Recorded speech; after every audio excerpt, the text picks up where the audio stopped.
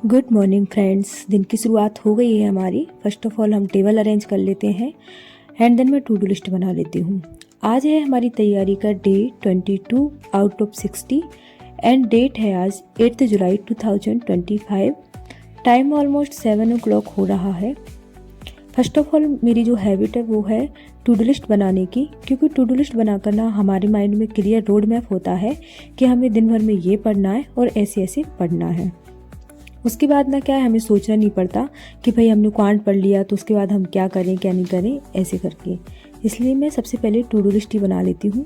और to do list का दूसरा फ़ायदा ये होता है कि पहले हम एक बड़ा मैप बनाते हैं। बड़े मैप में हमारा ये डिसाइडेड रहता है कि इस मंथ में हमें ये पढ़ना है।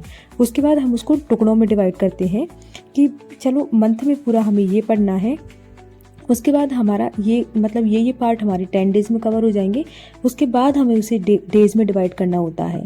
जैसे मैंने क्वांट के लिए डिसाइड कर रखा है कि मुझे पता है मेरे 15 टॉपिक हैं और मैं एक दिन उसको बेसिक लेवल का कवर करती हूँ, एक दिन एडवांस लेवल का कवर करती हूँ। तो मुझे पता है कि 15 टॉपिक हैं, 30 डेज़ में कंप्लीट हो जाएंगे।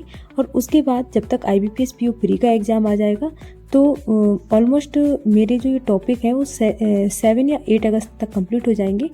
फिर मेरे पास 10 दिन बचेंगे, तो उन 10 दिन में मैं फुल फ्लैश तैयारी जो है ओनली IBPS PO प्रीलिम्स की करूँगी। आज सुबह सुबह उठते ही मेरा सुबह मॉक टेस्ट देने का मन नहीं था, क्योंकि हम ह्यूमन बीइंग्स हैं, बिल्कुल मशीन की तरह काम नहीं कर सकते हैं कि भाई जो सोचा है बस वही हो, ऐसा नहीं होता है। इसलिए मैंने सोचा कि टाइम ख़राब किए बिना मैं अगर मेरा मॉक लगाने का मन नहीं है तो मैं क्वांट पढ़ लेती हूँ। मॉर्निंग की शिफ्ट में मैंने 2 चीज़ें डिसाइड कर रखी है, एक क्वांट पढ़ती हूँ, एक मॉक लगाती हूँ, तो मैं क्वांट कंप्लीट करती हूँ। क्वांट में मैंने कल मिक्सचर एंड एलिगेशन का बेसिक टॉपिक नहीं किया था कंप्लीट, तो मैं आज उसके बेसिक कवर कर रही हूँ। बेसिक भी ऐसा नहीं है कि बिल्कुल बेसिक है, उसमें भी मैं कौशिक मोहंती सर का पेड बैच है मेरे पास, तो इसमें भी अच्छा लेवल रखते हैं वो। जैसे कि RRB clerk mains, IBPS clerk mains में जो क्वेश्चन आते हैं ना वो सर के बेसिक में आते हैं। उसके बाद सर की क्लास कंप्लीट हो गई थी। मेरी क्लास कंप्लीट करने के बाद मैंने मॉक लगाया था। मॉक में आप देख सकते हैं कि इंग्लिश की मेरी एक्यूरेसी बिल्कुल ही खराब, क्या पता किसी दिन बहुत अच्छे मार्क्स आ जाते हैं और किसी दिन एक्यूरेसी बिल्कुल बिगड़ जाती है। ये रीजनिंग था तो रीजनिंग का इतना इशू नहीं रहता है मुझे रीजनिंग की, और फिर भी थोड़ा बहुत मुझे लग रहा था, तो उसके लिए मैंने अभी जो 5 days 5 चैलेंज लिए थे उसमें एक दिन पूरे दिन भर बैठ के मैंने पजल ही लगाई थी। ये इंग्लिश में देख सकते हैं आप एक्यूरेसी की, पता नहीं क्यों एक्यूरेसी बिगड़ जाती है। और क्वांट में मेरी जो एक्यूरेसी है वो ऑलमोस्ट 100% ही होती है। बट मुझे देखकर थोड़ा सा ऐसा लगा कि जैसे इन्होंने रीजनिंग में मार्क्स बढ़ा दिए हैं, 35 क्वेश्चन के 40 मार्क्स कर दिए, और क्वांट में इन्होंने 35 ही क्वेश्चन रखे हैं और मार्क्स 30 कर दिए। तो ये ऐसा कर सकते हैं शायद कि क्वेश्चन 10 रखें और 10 क्वांट में 10 क्वेश्चन को ईच को 0.5 मार्क्स का कर दें स्पीड मैथ वाले को, जिससे क्या होगा इनके 5 मार्क्स रिड्यूस हो जाएंगे। बाकी जो भी करेंगे देखा जाएगा। ऐसे करके मेरे को 4 सवा 4 घंटे की मेरे स्टडी का स्लॉट कंप्लीट हो जाता है एंड देन मैं किचन में आ जाती हूँ। पहले थोड़ा सा झाड़ू पोछा करके फिर नहा लेती हूँ। मैं नहा के फिर रिफ्रेश सा फील होता है एंड देन किचन में आके मैं खाना बना लेती हूँ। थोड़ा सा कन्फ्यूजन रहता है कि क्या सब डेली वही प्रॉब्लम, पर ठीक है क्या सब्ज़ी बनाए तो कन्फ्यूजन हो रहा था मुझे। फिर मैंने सोचा कि कोई ना, जो हमारी रेगुलर सब्ज़ी होती है जो हम मिक्स वेज बनाते हैं मैंने वही बनाना प्रीफर किया। खाना वगैरह बना के और खा के फिर मैं रेस्ट करती हूँ। दिन में थोड़ा सा 1-1.5 घंटे का रेस्ट लेती हूँ और रेस्ट लेने के बाद मैं इवनिंग की शिफ्ट में पढ़ाई करने बैठ जाती हूँ। तो इवनिंग शिफ्ट में सबसे पहले मैं थोड़ी सी चाय बनाती हूँ और चाय में बिल्कुल एकदम थोड़ी सी पीती हूँ, थोड़ी सी ज़्यादा नहीं पीती हूँ। मुझे ज़्यादा शुरू से हैबिट भी नहीं है चाय पीने की, बस थोड़ा सा इतना कि हाँ एक स्टार्टअप के तौर पर मैं ले लेती हूँ उसको कि हाँ चलो ठीक है अब पढ़ने बैठना है। मैं आपको एक इम्पोर्टेंट बात बताने वाली थी दोस्तों, कि जैसे बहुत सारे बच्चे ऐसे होंगे, बिगनर्स ऐसे होंगे जो नोटिफिकेशन आने का वेट कर रहे थे, तो उनकी पढ़ाई फुल फ्लैश में नहीं चल रही थी और किसी किसी को ज़रूरत पड़ती है मोटिवेशन की कि भाई चलो नोटिफिकेशन आ जाए तभी हम पढ़ाई करेंगे। अगर आपने अभी नहीं पढ़ा है, उतना नहीं पढ़ा है, जैसे आप 2-4 घंटे पढ़ रहे थे, तो और आप अभी ये सोचकर कि टेंशन में है कि नोटिफिकेशन आ गया है और बाकी सारे बच्चे तो काफ़ी दिनों से तैयारी कर रहे हैं, आपने 1-2 मॉक लगाए हैं और अगर मार्क्स नहीं आ रहे हैं तो डिमोटिवेटेड होने की बिल्कुल ज़रूरत नहीं है। देखिए पूरे साल भर एग्ज़ाम चलने वाले हैं। अब जब 17 अगस्त से एग्ज़ाम एक बार स्टार्ट हो जाएंगे ना तो आपको सोचने का मौका भी नहीं मिलेगा, आपको बीच में 1 महीने का गैप भी नहीं मिलेगा। ईच 15-15 20-20 दिन में कभी प्रीलिम्स आ रहा है, कभी मेंस आ रहा है, कभी प्रीलिम्स कभी मेंस, ऐसा चलता रहेगा कार्यक्रम। तो ज़्यादा मत सोचिए, आप जहाँ हो वहीं से शुरू कीजिए और आज ही अपनी टेबल चेयर को अरेंज कीजिए और अच्छे से टू डू लिस्ट बनाइए और एक बड़ा रोड मैप तैयार कीजिए। और अगर आपका अभी फाउंडेशन या बेसिक कंप्लीट नहीं हुआ है तो ज़रूरी नहीं है कि आपको IBPS PO ही टारगेट करना है, उसके आगे भी एग्ज़ाम लाइन अप है। SBI क्लर्क है, RRB PO है, RRB क्लर्क है, IBPS क्लर्क है। कभी कभी क्या होता है कि हम बहुत सब कुछ करने के चक्कर में फिर ना हमारे हाथ से सब कुछ छूट जाता है। ये बात मैं आपको इसलिए बोल रही हूँ कि जैसे अगर आपका बेसिक कंप्लीट नहीं हुआ और आप IBPS PO के पीछे पड़ गए तो क्या होगा, आप ये सोचोगे कि कोई बात नहीं, सिलेबस जितना हुआ है उतना ठीक है, मैं मॉक लगाना शुरू कर देता हूँ या कर देती हूँ। फिर हम मॉक लगाते हैं, हमारे मार्क्स कम आते हैं, फिर मॉक हम लगाते जाते हैं मतलब ये ह्यूमन टेंडेंसी है, ये हमारा माइंड ऐसे ही काम करता है। हम उसे अगर कंट्रोल कर पाते तो फिर बहुत सारी चीज़ें हम बहुत पहले कर चुके होते हैं, अचीव कर चुके होते हैं ना। तो फिर क्या, हम मॉक लगाते हैं, मार्क्स कमाते हैं, फिर से मॉक लगाते हैं और ऐसे करते करते हमारा एग्ज़ाम आ जाएगा और जो बेसिक जो नींव होती है ना, फाउंडेशन, वो हम फिर से कंप्लीट नहीं कर पाएंगे।